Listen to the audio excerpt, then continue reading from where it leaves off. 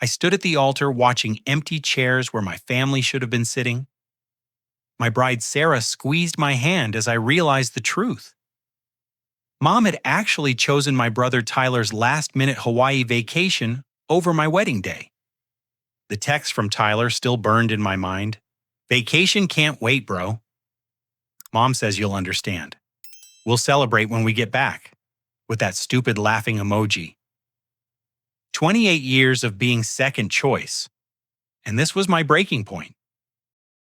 Growing up in Phoenix, Arizona, I learned early that love in my family came with conditions.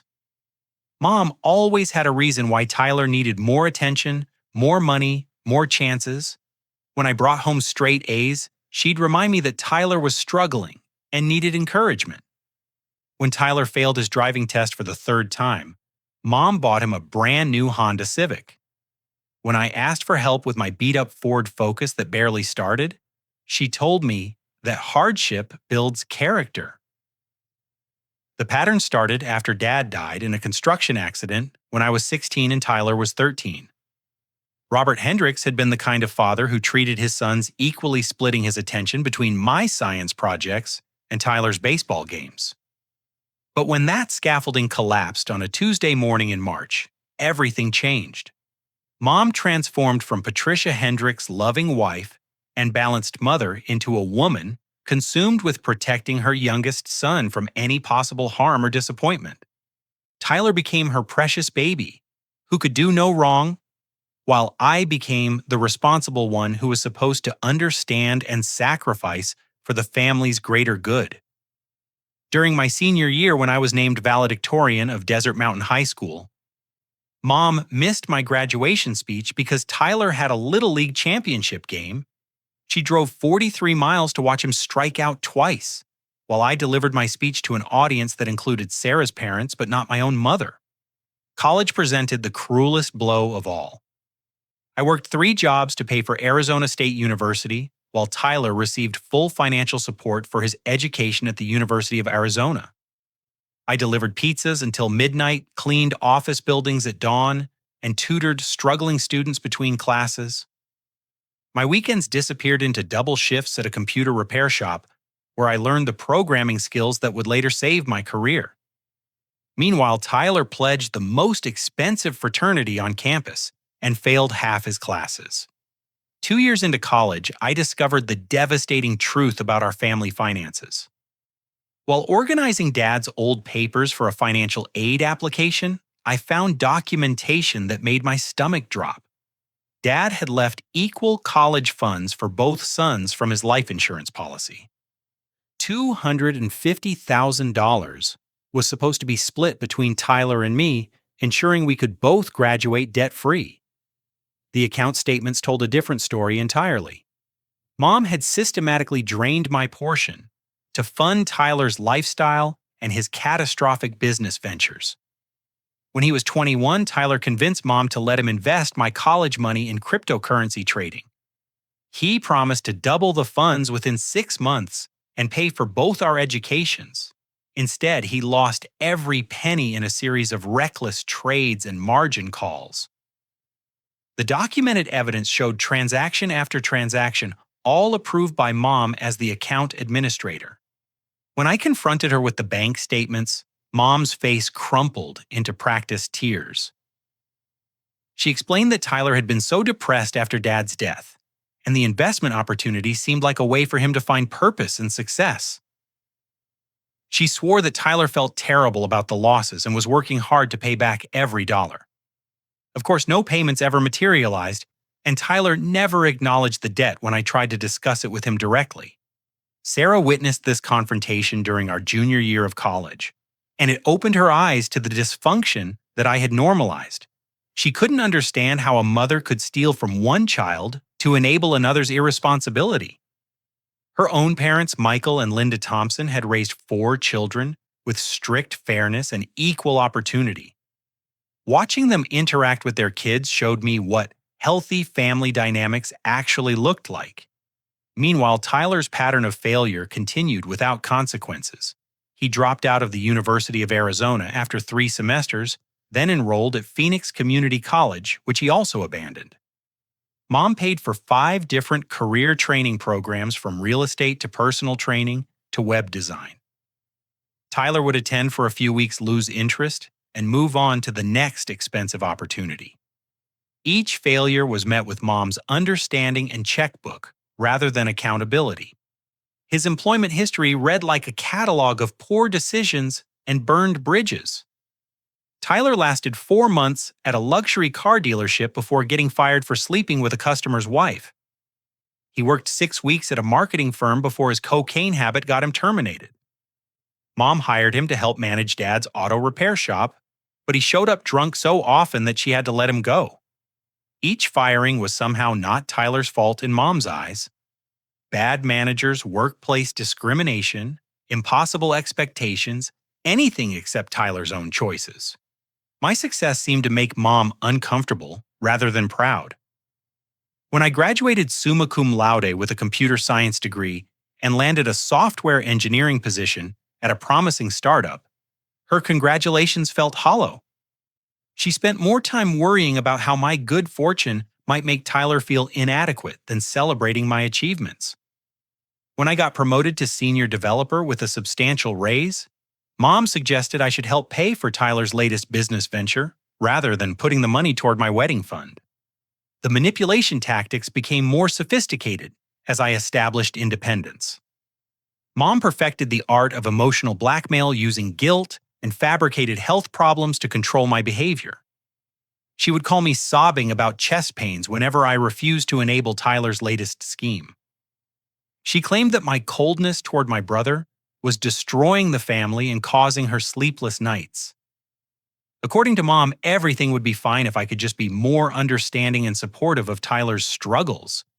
Tyler's drunk driving arrests became another source of family drama that somehow became my responsibility to help resolve. Mom spent thousands on lawyers and court fees for his 3 DUI convictions, money that could have replaced her aging roof or fixed her failing air conditioning. When I suggested that Tyler needed to face the consequences of his actions, Mom accused me of being heartless and lacking compassion for my troubled brother. She painted Tyler as a victim of depression and bad influences rather than acknowledging his pattern of destructive choices. The foundation of favoritism ran so deep that I had almost accepted it as normal until Sarah helped me see the truth. Her perspective as an outsider made clear what I had been conditioned to ignore. Mom had stolen my inheritance, sabotaged my opportunities, and demanded that I subsidize Tyler's failures while expecting nothing from him in return.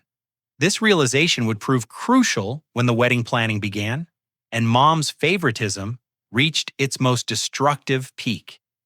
When Sarah and I announced our engagement 8 months before our planned wedding date, I expected some resistance from Mom, but I underestimated her capacity for manipulation and sabotage. Her immediate response to our happy news was concern about timing and Tyler's feelings rather than congratulations for our future together. Within minutes of showing her Sarah's engagement ring, Mom was suggesting we postpone the ceremony because Tyler might want to bring someone special soon and wouldn't want his relationship overshadowed by our wedding. The active sabotage began within weeks of our engagement announcement. Mom obtained our venue contact information and called Sunset Manor claiming to be Sarah Thompson. She told the event coordinator that we needed to cancel our booking due to a family emergency, requesting that all deposits be returned immediately. Fortunately, the venue manager had met Sarah in person and recognized that the voice didn't match. When they called to confirm the cancellation request, we discovered Mom's deception and had to provide additional security measures to protect our reservations. Her next target was our wedding photographer, James Martinez, a talented artist whose portfolio had impressed us enough to book him a year in advance. Mom called his studio claiming to represent the Hendricks family and explaining that we needed to postpone indefinitely due to financial hardship. She requested that he return our deposit and release our date to other clients. James, being a professional, called me directly to discuss the situation. When I assured him that we had no intention of postponing, he shared the details of Mom's call, including her request for the deposit money to be mailed to Tyler's address instead of ours. The wedding invitation list became another battlefield where Mom demonstrated her commitment to undermining our plans. She called extended family members with incorrect dates, telling them the ceremony had been moved from June 15th to August 20th. Uncle Frank Dad's younger brother, who lived in Tucson, called to congratulate us and mentioned the date change Mom had communicated.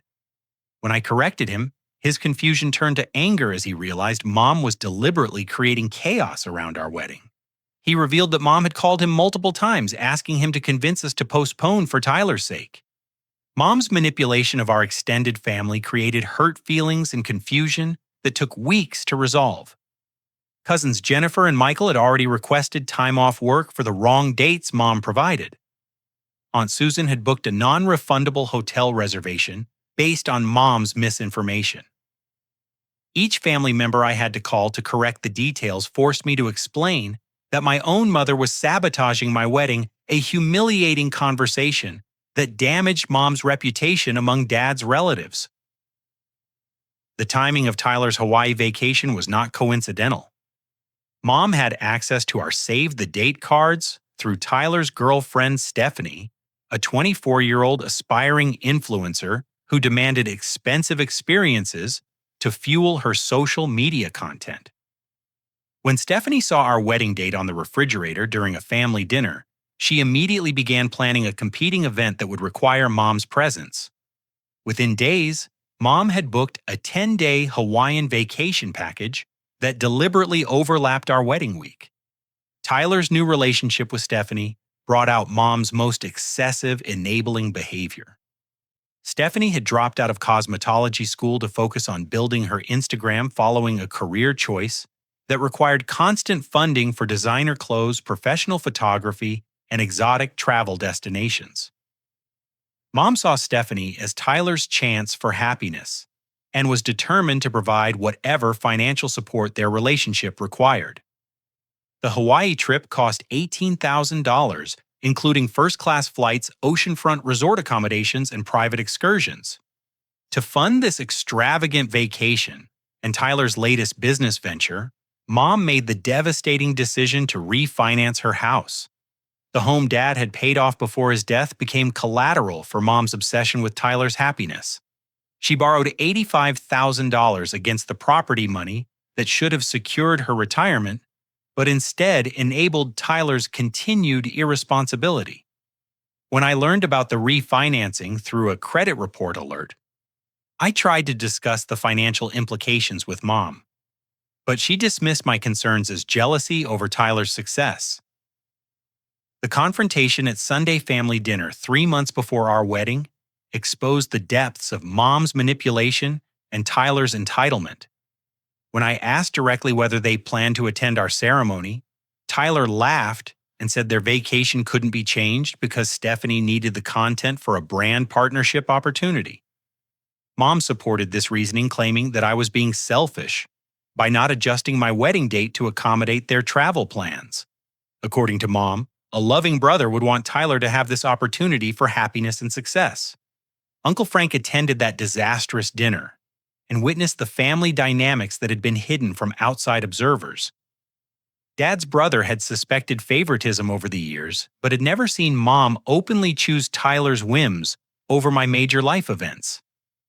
When Mom suggested that Sarah and I could simply have a small courthouse ceremony and celebrate with a family party when Tyler returned, Uncle Frank stood up from the table and told her she was making a terrible mistake that would destroy her relationship with me forever. The emotional manipulation escalated as our wedding date approached. Mom began experiencing mysterious health problems that coincidentally flared up whenever I established boundaries or refused to enable Tyler's behavior.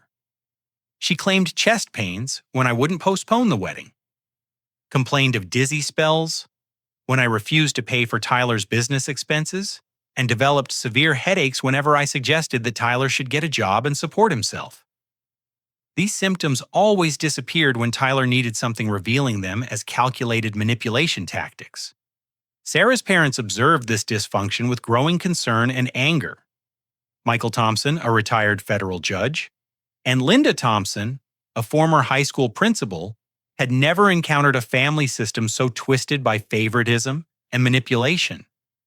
They offered to increase their financial contribution to our wedding reception, to compensate for Mom's lack of support, a generous gesture that highlighted the stark contrast between healthy family dynamics and the toxicity I had endured for years. The week before our wedding, Mom made her final attempt to control the situation. She called our venue, our caterer, and our DJ, claiming that Tyler had been in a serious accident and we needed to postpone everything immediately. Each vendor contacted us directly to express condolences and discuss rescheduling options. When I called Tyler to check on his condition, he answered from a Maui beach bar, laughing about Mom's creativity in trying to stop our wedding. This conversation confirmed that Mom had fabricated the emergency specifically to sabotage our ceremony. As I hung up from that call with Tyler, I realized that Mom's sabotage went beyond simple favoritism into active malice toward my happiness. She wasn't just enabling Tyler's irresponsibility. She was deliberately trying to prevent my success and joy. This understanding prepared me for the abandonment I would face on my wedding day and the long journey toward justice that would follow. The morning of June 15th dawned bright and cloudless, exactly the kind of perfect Arizona weather Sarah and I had hoped for our outdoor ceremony. I woke up in my best man's hotel room feeling nervous excitement, mixed with a growing dread about my family's absence. The final text from Mom had arrived at 6:30 a.m., a message that would burn in my memory forever. Tyler had an emergency situation with his flight. I need to be with him. We'll celebrate when we get back. You understand, right? No emergency existed except Mom's inability to choose her son's wedding over her golden child's vacation. Tyler's social media posts from the previous evening showed him and Stephanie enjoying Mai Tais at sunset, hardly the image of someone facing a crisis requiring maternal support.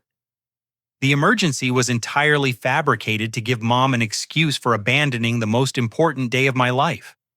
Standing in my tuxedo 2 hours before the ceremony, I called Uncle Frank to confirm whether any family members would attend. His voice was heavy with disgust as he explained that Mom had pressured 17 relatives to boycott our wedding in solidarity with Tyler's absence. Aunts, uncles, and cousins who had watched me grow up were choosing Mom's manipulation over celebrating my marriage. Uncle Frank was driving from Tucson despite Mom's guilt trips because he refused to abandon me the way she had. The empty church seats told the story of a family divided by favoritism and control. Sunset Manor's beautiful chapel accommodated 200 guests, but the groom's side held only Uncle Frank, 3 college friends, and 2 co-workers from my startup company. Meanwhile, Sarah's side overflowed with Thompson family members, childhood friends, and former students who wanted to celebrate her happiness. The visual contrast was devastating and obvious to everyone present. Sarah handled the family abandonment with more grace than I deserved. During our private moment before walking down the aisle, she held my hands and promised that we were creating our own family, built on love and respect, rather than manipulation and favoritism. Her strength and optimism reminded me why I had fallen in love with her and why our marriage would succeed despite my family's dysfunction. Uncle Frank's emotional breakdown during the ceremony surprised everyone who knew him as a stoic former Marine. When Pastor Williams asked who gave the bride and groom their blessing, Uncle Frank stood up and declared that he represented the memory of my father, Robert, who would have been proud to see his eldest son marry such a wonderful woman. His voice cracked as he added that some family members had forgotten the values Robert tried to teach about love, loyalty, and treating your children equally. The reception proceeded beautifully despite the obvious absence of my family. Sarah's father gave a touching speech about welcoming me into the Thompson family and promised that I would always have a place at their table. Her younger sister Emma performed a song she had written about finding love and building new traditions. The celebration felt warm and meaningful, surrounded by people who genuinely cared about our happiness, rather than their own agendas. Our honeymoon in San Diego provided a peaceful escape from the family drama, but Tyler's social media presence made complete relaxation impossible. His Instagram account documented every expensive moment of their Hawaiian adventure helicopter tours, over active volcanoes, private snorkeling expeditions, dinner at Michelin-starred restaurants, and couples massages at luxury spas. Each post felt like another slap in the face, showing exactly what Mom had chosen over her son's wedding day. The most infuriating post appeared on our third honeymoon day, a video of Tyler and Stephanie swimming with dolphins, while Mom watched from a resort balcony, smiling and laughing without any apparent guilt about missing my wedding. The caption read, "Living our best life with the most amazing mom ever. Family vacations create the best memories." The hypocrisy was staggering, given that she had destroyed our family unity to create those precious memories for Tyler. Returning from our honeymoon to an empty house felt anticlimactic after the emotional highs of marriage and the peaceful week away. No congratulations cards waited from my family, no gifts acknowledging our new life together, no messages asking about the ceremony they had chosen to miss. The silence felt deliberate and cruel, as if they were punishing me for proceeding with my wedding despite their disapproval. The legal documents waiting in our mail completely shattered any remaining illusions about Mom's priorities and intentions.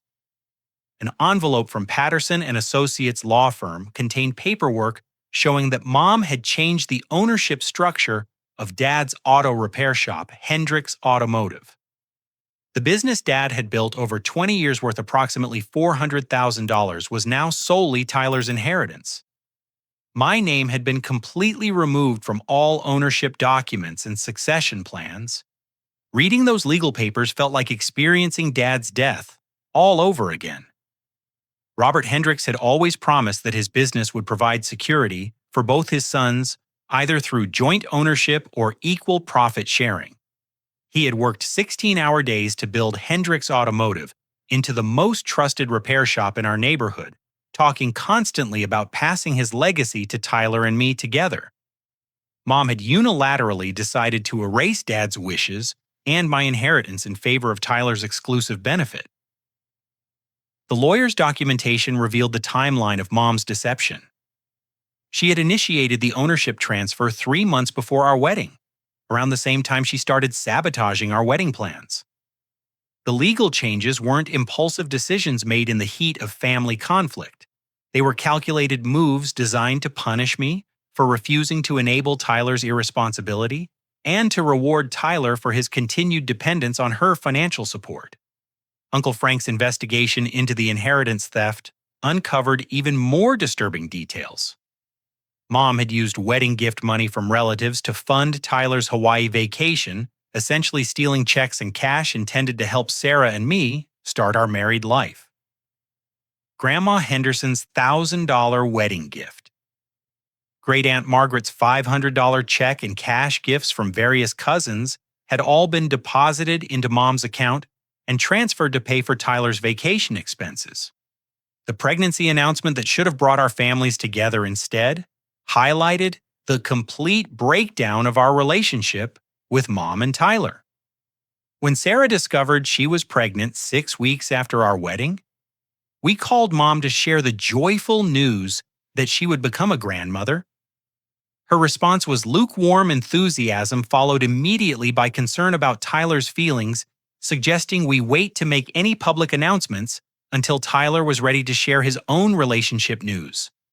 Our neighborhood and church community rallied around us with support that contrasted sharply with my family's abandonment. Pastor Williams organized meal deliveries during Sarah's difficult first trimester. My coworkers threw an impromptu baby shower when Mom failed to plan any celebration for her first grandchild. The startup company's founder, David Chen, became a mentor figure who filled some of the emotional void left by my father's death and my family's rejection. The decision to go completely no contact with Mom and Tyler felt both necessary and heartbreaking. Sarah suggested that we needed to protect our growing family from the toxicity and manipulation that had defined my childhood. Uncle Frank supported our decision, sharing his own frustrations with Mom's treatment of me over the years. He promised to keep us informed about any family developments while respecting our need for distance and healing. As I reflected on the wedding day abandonment and its aftermath, I realized that Mom's choice revealed her true character more clearly than 28 years of subtle favoritism. She had chosen Tyler's vacation over my wedding, stolen my inheritance to fund his lifestyle, and shown no remorse for the pain she caused. This understanding prepared me emotionally for the success and vindication that would follow, setting the stage for the justice that was still to come. The year following our wedding became a period of remarkable personal and professional growth that validated every sacrifice I had made to escape my family's dysfunction. Without the constant drain of Tyler's emergencies and Mom's manipulation, I could focus entirely on building a successful marriage, advancing my career, and preparing for fatherhood. Sarah's unwavering support and the peaceful home environment we created together allowed my natural talents and work ethic to flourish in ways that had been impossible while managing family chaos. My position at Innovate Tech Solutions, a startup specializing in small business software, provided the perfect platform for my programming skills and entrepreneurial instincts. The company had struggled for 2 years to develop a comprehensive inventory management system that could serve restaurants, retail stores, and service businesses without requiring expensive customization. My background in computer repair and my understanding of small business operations from Dad's auto shop gave me unique insights into what these clients actually needed. Working 60-hour weeks while Sarah handled her increasingly difficult pregnancy, I designed and coded a revolutionary app that could integrate point-of-sale systems, supplier databases, and financial reporting into one seamless platform. The breakthrough came during a late-night programming session when I solved the synchronization problem that had stumped 3 previous development teams. My solution used machine learning algorithms to predict inventory needs based on seasonal patterns, weather data, and local economic factors. The app's beta testing exceeded every expectation, with small business owners reporting 20 to 30% reductions in inventory costs and dramatic improvements in cash flow management. Word spread quickly through business networks, and Innovate Tech's client base grew from 12 to over 300 companies within 6 months. My role evolved from senior developer to chief technology officer as the company expanded to meet demand for my inventory management system. Meanwhile, Tyler's latest business venture was imploding spectacularly, according to Uncle Frank's reports. The cryptocurrency losses had convinced Tyler that he understood financial markets, leading him to launch a vacation rental consulting business that promised to help property owners maximize their Airbnb profits. Using Mom's house as collateral, he borrowed $45,000 to purchase 3 rental properties in Sedona that he planned to manage and optimize for maximum revenue. Tyler's lack of basic business knowledge doomed the venture from the beginning. He failed to research local zoning laws and discovered that 2 of his properties were in areas that prohibited short-term rentals. The 3rd property required $15,000 in repairs to meet safety codes. Money Tyler didn't have because he had spent the renovation budget on luxury furnishings and professional photography. Within 8 months, he had defaulted on all 3 property loans and faced foreclosure proceedings. Stephanie's departure coincided with Tyler's financial collapse as she quickly realized that Instagram content couldn't be created without money for travel and experiences. Her final post featured her at Phoenix Sky Harbor Airport with the caption, "Sometimes you have to leave toxic situations to find your true self. New chapter starting in Los Angeles." Tyler's desperate attempts to win her back included selling Mom's jewelry and emptying his checking account for a grand gesture trip to California that Stephanie refused to take with him. The birth of David Robert Hendricks on March 8th marked the most joyful day of my life and highlighted the tragic cost of my family's abandonment. Sarah endured 36 hours of labor with only the Thompson family and Uncle Frank present to support us. Mom never called to check on her daughter-in-law or ask about her first grandchild. Tyler was too consumed with his business failures to acknowledge David's existence. The hospital room filled with flowers and visitors, but none came from my immediate family. Naming our son after my father felt like reclaiming Dad's legacy from Mom's manipulation and Tyler's selfishness. David Robert represented the values Dad had tried to teach: hard work, integrity, equal treatment, and responsibility for your actions. Uncle Frank cried when we told him the name choice, sharing memories of his brother's excitement about becoming a grandfather and his dreams of teaching his grandsons about automotive repair and honest business practices. The tech industry recognition that followed our app's success brought validation that I had never experienced from my own family. When the Arizona Technology Council named me Young Innovator of the Year, the award ceremony was attended by Sarah's parents, Uncle Frank, and my coworkers, but no immediate family members. The irony wasn't lost on me that I was receiving statewide recognition for business innovation, while my brother's business ventures continued failing with Mom's unconditional financial support. The acquisition offer from Megacorp Industries arrived on David's 6-month birthday, creating a surreal juxtaposition between personal joy and professional triumph. Megacorp's senior vice president flew to Phoenix specifically to meet with me about purchasing InnovateTech's inventory management technology for their portfolio of small business solutions. The preliminary offer of $12 million for the entire company would net me approximately $2.4 million based on my equity stake and performance bonuses. Negotiating the acquisition deal required skills I had developed through years of managing my family's crisis situations and Tyler's manipulation attempts. The corporate lawyers tried various tactics to reduce the purchase price, but I remained calm and focused on protecting my interests and those of my coworkers. Sarah's father, with his judicial experience, reviewed all contracts and helped me understand the long-term implications of different deal structures. The final acquisition agreement signed on November 15th transformed our financial situation overnight and validated every decision I had made to prioritize education, hard work, and healthy relationships over enabling dysfunction.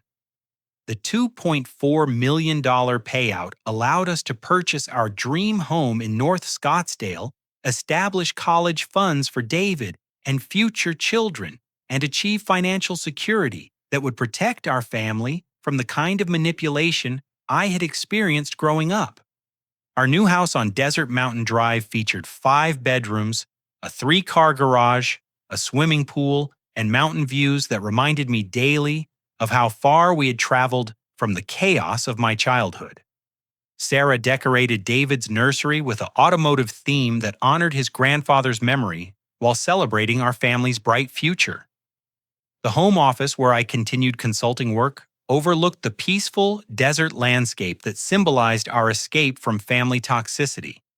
Meanwhile, Mom's retirement savings had been completely depleted by Tyler's failed ventures and her own poor financial decisions. Uncle Frank reported that she was working part-time at a grocery store to make ends meet, while Tyler lived in her basement unemployed since his vacation rental business collapsed. The house she had refinanced to fund his Hawaiian vacation now faced foreclosure proceedings unless she could find additional income or financial support. The community response to my success story created a network of supportive relationships that replaced the family connections I had lost. Local business owners who used our inventory management system became mentors and friends who celebrated our achievements without ulterior motives. The startup ecosystem in Phoenix welcomed me as a success story worth emulating, providing speaking opportunities and consulting requests that kept me connected to the innovation community Dad would have admired. As David took his first steps in our beautiful new home, I reflected on the journey from wedding day abandonment to entrepreneurial success. The pain of my family's rejection had motivated me to build something lasting and meaningful with people who shared my values. The foundation we had created would prove essential when Mom and Tyler returned with desperate demands and false reconciliation attempts, setting the stage for the ultimate confrontation that would determine our family's future forever. 18 months after our wedding day abandonment, Tyler's engagement to Amanda Richardson, a 29-year-old emergency room nurse, prompted Mom's first attempt at reconnecting with our family. The phone call came on a Tuesday evening while Sarah and I were giving David his bath, our peaceful routine, interrupted by Mom's sudden reappearance in our lives. Her voice carried the same manipulative warmth I remembered from childhood, as if 18 months of silence and abandonment could be erased with the right emotional tone. Mom's opening words revealed her complete inability to acknowledge the pain she had caused. "Marlon, honey, I have such wonderful news. Tyler proposed to Amanda last weekend, and they're planning a beautiful fall wedding. We're so excited to have you and Sarah involved in the celebration. Family is family after all, and we need to put the past behind us for everyone's happiness." The casual dismissal of our wedding day abandonment as the past demonstrated Mom's continued commitment to rewriting history rather than accepting responsibility for her choices. She spoke as if Tyler's Hawaii vacation had been a minor scheduling conflict rather than a deliberate rejection of my marriage, and a theft of wedding funds intended to help Sarah and me start our life together. Her expectation that we would eagerly participate in Tyler's wedding celebration showed a complete disconnect from reality. Amanda Richardson represented Tyler's first relationship with a genuinely accomplished and independent woman, which created new dynamics that Mom struggled to navigate. Unlike Stephanie's shallow materialism and financial dependence, Amanda had established her own career, owned her own home, and maintained clear boundaries about financial responsibility. Her presence in Tyler's life threatened the codependent relationship between Mom and Tyler that had defined their interaction for years. Tyler's transformation into a responsible partner for Amanda's sake revealed his capacity for change when properly motivated, which made his previous failures even more infuriating. He had found employment as a pharmaceutical sales representative, a position that suited his charm and social skills while providing steady income and benefits. He attended Alcoholics Anonymous meetings twice weekly and had maintained sobriety for 8 months since meeting Amanda. His sudden responsibility highlighted that his previous failures were choices rather than inevitable consequences of depression or addiction. The engagement announcement also revealed Tyler's desperate need for family validation and financial support despite his apparent progress. Mom confessed during our phone conversation that Tyler required a small loan of $50,000 to pay for the wedding venue catering and Amanda's engagement ring. His pharmaceutical sales income covered his basic expenses and apartment rent, but he lacked savings for major purchases due to his previous financial disasters and Mom's depleted resources. Mom's health had deteriorated significantly during the months following Tyler's business failures, according to Uncle Frank's concerned reports. The stress of potential foreclosure, part-time employment at 62 years old, and Tyler's constant financial demands had triggered legitimate medical problems, including high blood pressure, diabetes, and chronic fatigue. Her previous fake health crises made it difficult to distinguish between real symptoms and continued manipulation tactics. Uncle Frank provided crucial perspective on Mom's desperation during a private conversation at his Tucson home.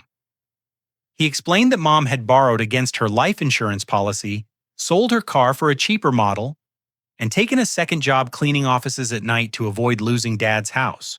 Her financial situation was dire enough that she had applied for food assistance and utility bill help from local charities, a humiliating experience for someone who had once lived comfortably on Dad's insurance money and business income. The foreclosure timeline created urgency behind Mom's reconciliation attempts, as she needed family support to navigate the legal and financial challenges threatening her housing security. The refinanced mortgage payments were 3 months behind, and the bank had initiated proceedings to reclaim the property unless she could arrange a payment plan or find co-signers for a loan modification. Tyler's unemployment made him ineligible to help, leaving me as her only potential source of financial assistance. My refusal to engage with Mom's manipulation attempts created frustration that escalated into more aggressive tactics designed to force interaction and guilt me into compliance. She began appearing at Innovate Tech's office building, waiting in the lobby to confront me when I arrived for work. Security eventually escorted her from the premises after she created a scene crying about her cruel son, who had abandoned his family in their time of need. Sarah's pregnancy with our second child, announced at David's first birthday party, should have been a joyful occasion that brought families together in celebration. Instead, it became another opportunity for Mom to demonstrate her complete inability to respect boundaries or acknowledge other people's happiness without making herself the center of attention. We had planned an intimate gathering with the Thompson family and a few close friends at the Paradise Valley Country Club, a peaceful afternoon that would allow David to enjoy his special day. Mom and Tyler's uninvited arrival at David's birthday party created the most humiliating public scene of our family's troubled history. They appeared during the gift opening ceremony, walking across the country club's manicured lawn as if they belonged at an event they had specifically not been invited to attend.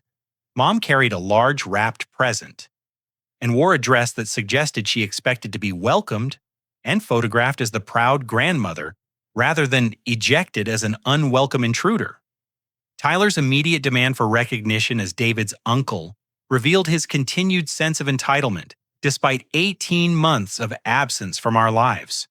He approached Sarah and tried to take David from her arms, introducing himself to confused party guests as the baby's uncle who had been traveling for business during previous visits. His lies to our friends and Sarah's family members created an awkward atmosphere as people tried to understand why we seemed uncomfortable with our relatives' presence. Mom's public emotional breakdown escalated when I asked them to leave voluntarily before involving country club security.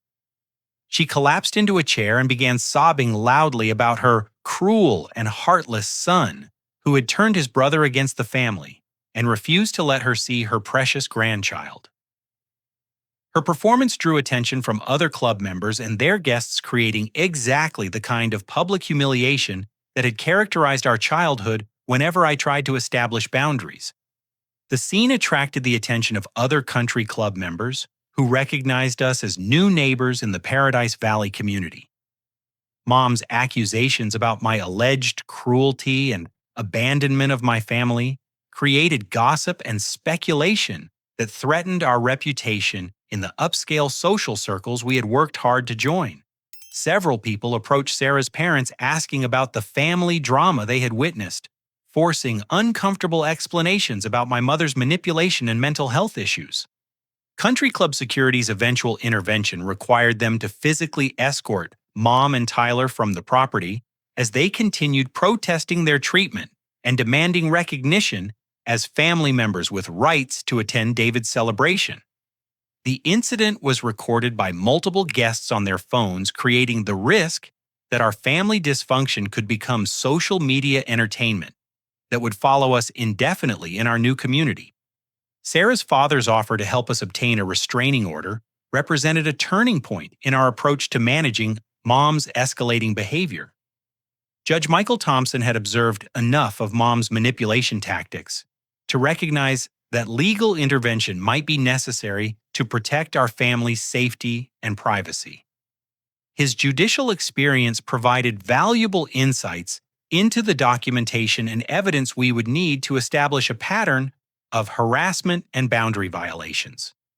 The aftermath of David's birthday party disaster forced us to confront the reality that Mom's desperation would continue escalating until we took decisive action to protect our family, or until we surrendered to her manipulation and enabled Tyler's continued dependence. The choice between legal protection and family reconciliation would determine whether our children grew up in the peaceful environment we had created or the chaos that had defined my own childhood. The stage was set for the ultimate confrontation that would resolve our family conflict once and for all. Tyler's wedding date of October 21st created a 6-week countdown during which Mom's desperation reached dangerous new levels that threatened our family's safety and reputation in ways I had never experienced. Her traditional manipulation tactics of guilt trips and fake emergencies had failed to achieve reconciliation, forcing her to escalate into character assassination and outright lies that could permanently damage my relationships with extended family members and professional associates. The family pressure campaign began with seemingly innocent phone calls from relatives I hadn't spoken to in years, all asking suspiciously similar questions about my treatment of Mom and my reasons for excluding Tyler from my life. Cousin Jennifer from Flagstaff called first expressing concern about rumors she had heard regarding my alleged abuse of Mom and my refusal to help with her medical expenses. The conversation felt rehearsed, as if Jennifer was reading from a script Mom had provided about my supposed cruelty and selfishness. Aunt Susan's follow-up call 3 days later confirmed that Mom was conducting a systematic campaign to destroy my reputation within our extended family network. Susan accused me directly of abandoning my sick mother in her time of need and stealing money that rightfully belonged to Tyler. According to Susan, Mom had shown her bank records proving that I had somehow manipulated Dad's business accounts to cheat Tyler out of his inheritance, a complete fabrication that demonstrated Mom's willingness to commit fraud to support her lies. The most disturbing revelation came from Uncle Frank's investigation into Mom's claims and the evidence she was presenting to support her character assassination campaign. Using his connections as a former Marine and his relationships with family members who trusted his judgment, Uncle Frank discovered that Mom had created doctored bank statements, fake medical bills, and falsified legal documents to support her version of our family conflict. Mom's lies about physical abuse represented a new low in her manipulation tactics and a serious threat to my freedom and reputation. She claimed that I had physically attacked her during our confrontation about Tyler's college fund theft, showing relatives photographs of bruises that she attributed to my violence. Uncle Frank's investigation revealed that the photos were taken after Mom deliberately injured herself by falling downstairs at her house, injuries she then blamed on my supposed assault. The extended family WhatsApp group that excluded Sarah and me became a forum for spreading Mom's fabricated stories and rallying support for Tyler's wedding celebration. Screenshots Uncle Frank secretly provided showed dozens of messages expressing outrage about my treatment of Mom and excitement about supporting Tyler during his time of happiness. Relatives who had known me since childhood were accepting Mom's lies without question, demonstrating the power of her manipulation and the family's willingness to believe the worst about me. Mom's claims about the source of my professional success represented perhaps the most creative and damaging lies in her campaign against my reputation. She told family members that my software development skills and business success had come from stealing Tyler's ideas and using connections Dad had built in the automotive industry. According to her version of events, Tyler had developed the inventory management concepts during his failed business ventures, and I had somehow accessed his work and profited from his innovation. Tyler's bachelor party became a rally for family members who believed Mom's lies, funded by relatives who wanted to support him against his allegedly abusive and thieving brother. The weekend trip to Las Vegas cost over $8,000 money, contributed by aunts, uncles, and cousins who saw their support as justice for Tyler's supposed mistreatment. Photos from the celebration showed Tyler surrounded by family members who had chosen his side in a conflict they understood only through Mom's manipulated version of events. The wedding invitation that arrived in our mail represented the ultimate test of my boundaries and my commitment to protecting my family from continued manipulation. The elegant card invited Mr. and Mrs. Marlon Hendricks and family to celebrate Tyler and Amanda's marriage, accompanied by a handwritten note from Mom about forgiveness being the foundation of family love and her hope that we could put our differences aside for one special day. Amanda's personal phone call requesting my presence at her wedding revealed that she knew nothing about the true history of our family conflict or the reasons for our estrangement. Mom and Tyler had told her that our problems stemmed from a business disagreement that had gotten out of hand, not the systematic favoritism, theft, and abandonment that had actually destroyed our relationship. Amanda's genuine desire for family unity and her obvious love for Tyler created sympathy for her situation while highlighting Tyler's continued dishonesty. Mom's final manipulation attempt involved a fabricated terminal illness diagnosis designed to create urgency around family reconciliation and Tyler's wedding attendance. She claimed that doctors had discovered advanced pancreatic cancer that gave her only months to live, making Tyler's wedding potentially the last family celebration she would ever experience. Uncle Frank's investigation revealed that Mom had never seen an oncologist and that her medical records were documents she had created using online templates and fake doctor signatures. The recorded phone calls Uncle Frank provided as evidence of Mom's lies represented a turning point in my understanding of her mental state and the extent of her manipulation campaign. In conversations with various relatives, Mom's voice revealed careful calculation and planning rather than emotional breakdown or genuine distress. She discussed strategy for turning family members against me, specific lies to tell different people based on their personalities, and ways to ensure Tyler's wedding would force a confrontation that would either restore her control or permanently divide our extended family.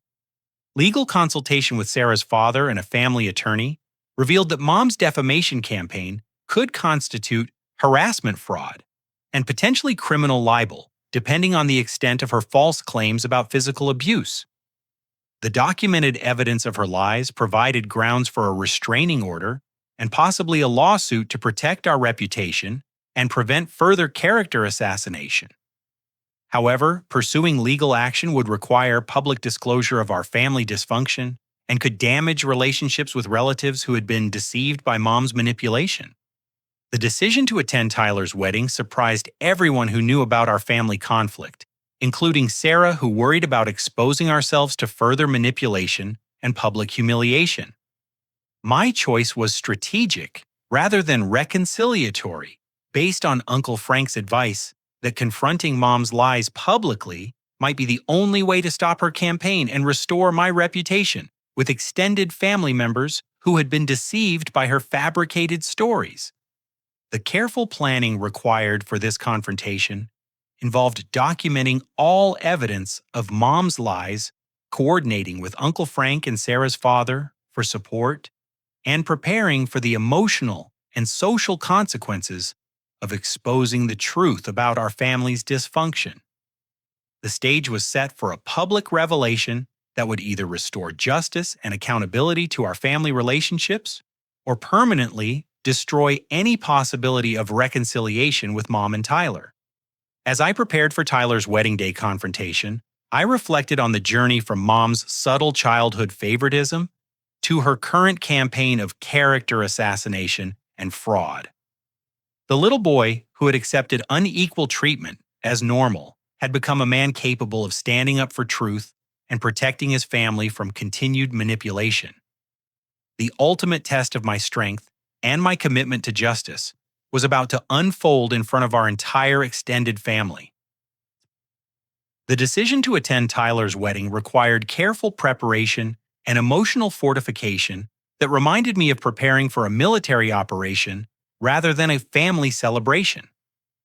Sarah and I spent the morning of October 21st getting dressed in our finest formal attire, knowing that we would be walking into hostile territory where most attendees believed Mom's lies about my character and treatment of our family. David wore his first suit, a navy blue outfit, that made him look like a miniature gentleman ready for his debut in extended family politics. Uncle Frank met us in the parking lot of St. Mary's Catholic Church 30 minutes before the ceremony, carrying a briefcase containing all the documented evidence of Mom's deception and Tyler's financial irresponsibility. His military bearing and serious expression made clear that this was a mission rather than a celebration, a final battle to restore truth and justice to our family relationships or permanently sever ties with people who had chosen manipulation over honesty. The shocked expressions on relatives' faces when we entered the church revealed the effectiveness of Mom's character assassination campaign and their surprise that I had dared to appear at an event where I was clearly unwelcome.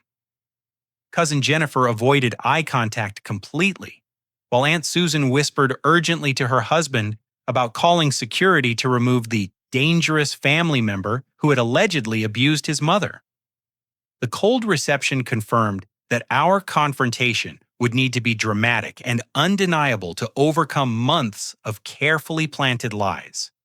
Tyler's confidence during the pre-ceremony greetings demonstrated his complete belief that Mom's manipulation had succeeded in destroying my credibility and isolating me from family support.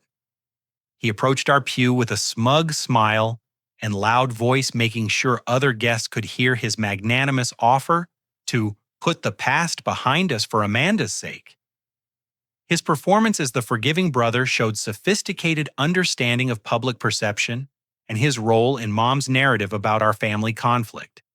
Mom's attempt at a tearful reunion in front of the assembled guests represented her final manipulation performance, complete with dramatic sobbing and loud declarations about the power of forgiveness and family love. She rushed toward me with arms extended, clearly expecting that I would either reject her publicly and confirm her claims about my cruelty, or accept her embrace and signal my surrender to her version of our relationship. Her theatrical approach attracted attention from every guest in the church, setting the stage for the revelation that would follow.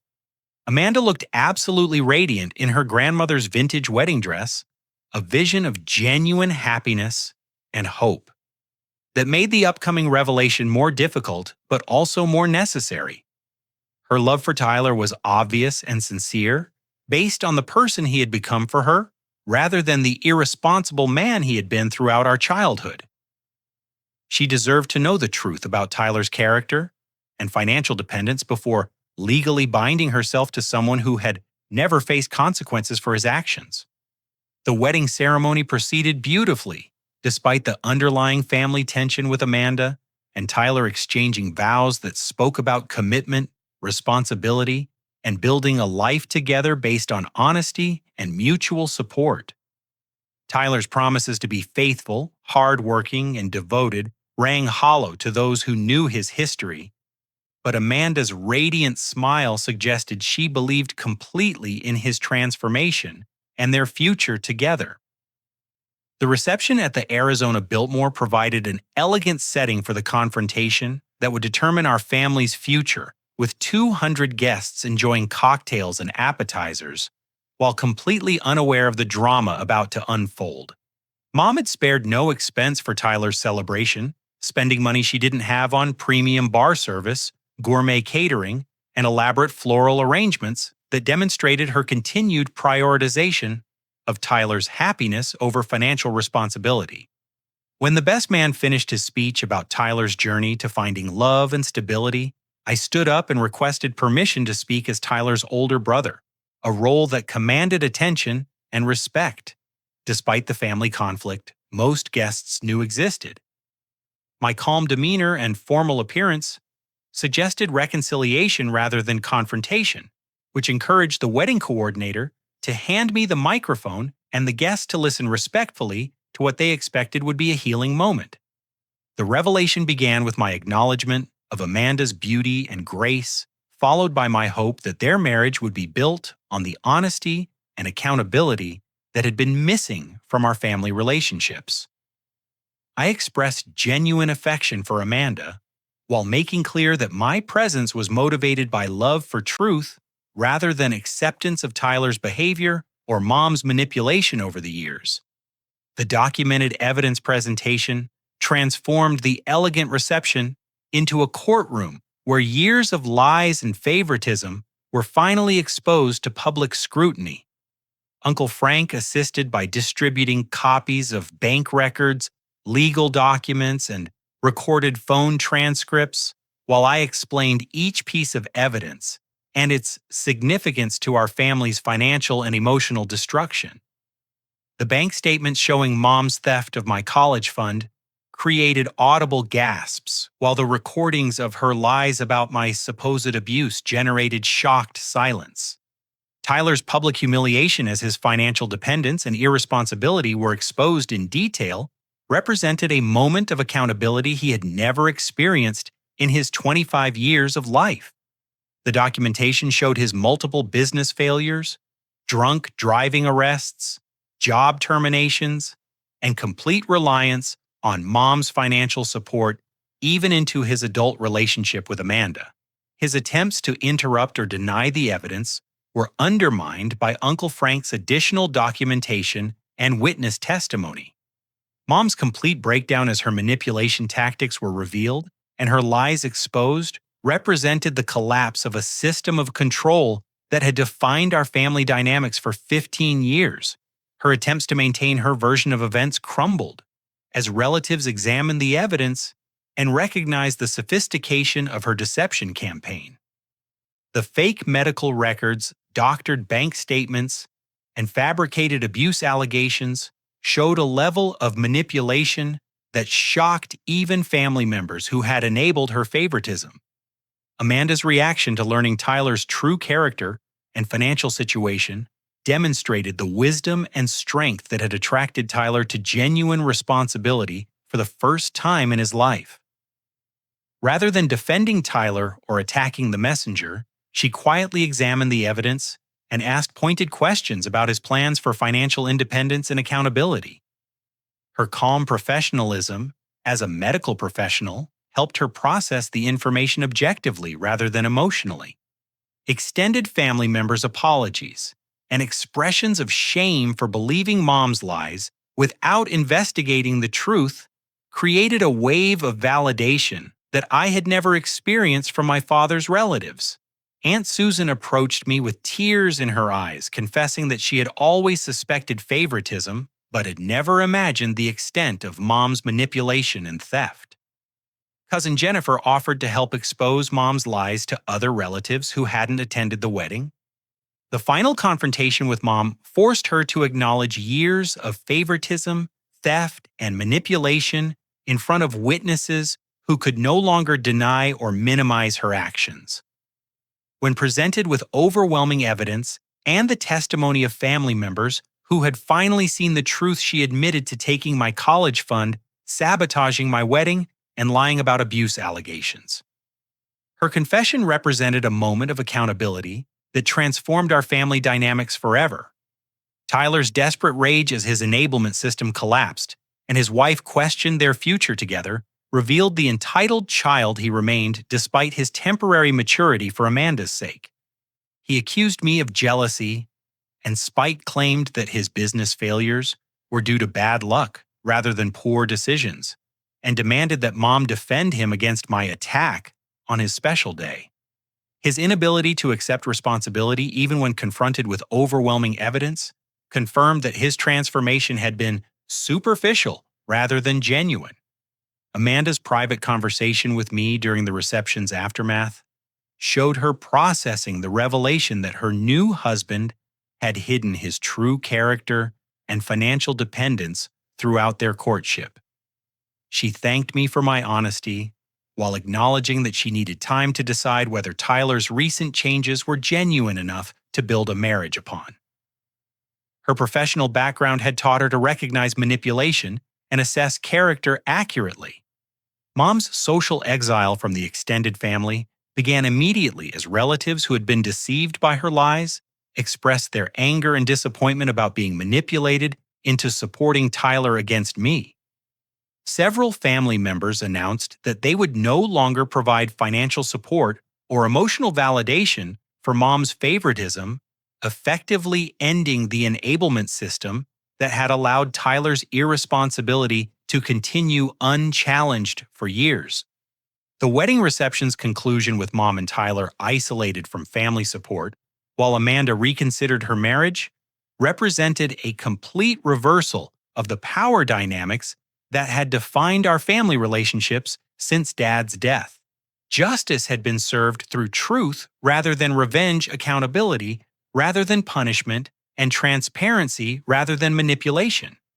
6 months later, the long-term consequences of the wedding day revelation had transformed our family relationships and individual lives in ways that validated my decision to confront the lies and demand accountability.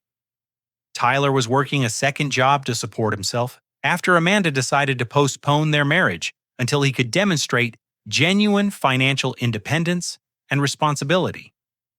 Mom had begun attending therapy sessions to address her manipulation behaviors and had started making symbolic payments toward replacing my stolen college fund. Amanda's decision to maintain her relationship with Tyler while insisting on professional counseling and financial transparency represented hope for Tyler's genuine transformation based on accountability rather than enablement. Their relationship continued with clear boundaries and expectations that required Tyler to maintain employment, attend therapy, and rebuild trust through consistent actions rather than promises. Mom's gradual acknowledgement of her favoritism and its damage to our family created the possibility of eventual reconciliation based on truth rather than manipulation. Her therapy sessions were helping her understand the psychological factors behind her preferential treatment of Tyler and the harm it had caused to both sons. While full reconciliation remained uncertain, her willingness to change represented progress that had seemed impossible before the wedding confrontation. Uncle Frank's role in documenting and exposing the truth had restored his relationship with Mom while maintaining his support for our family's healing process. His military values of honor and accountability had provided the framework for achieving justice without permanent family destruction, showing that truth could triumph over manipulation when someone had the courage to stand up for what was right. Our extended family relationships had been restored and strengthened through the shared experience of confronting manipulation and choosing truth over comfortable lies. Relatives who had been deceived by Mom's character assassination now understood my perspective and offered support for our growing family. The wedding day revelation had created stronger bonds based on honesty rather than obligation.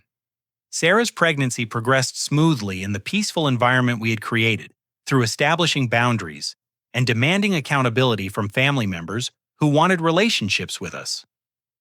Our second child would grow up in a family system based on fairness, responsibility, and mutual respect, rather than the favoritism and manipulation that had defined my childhood.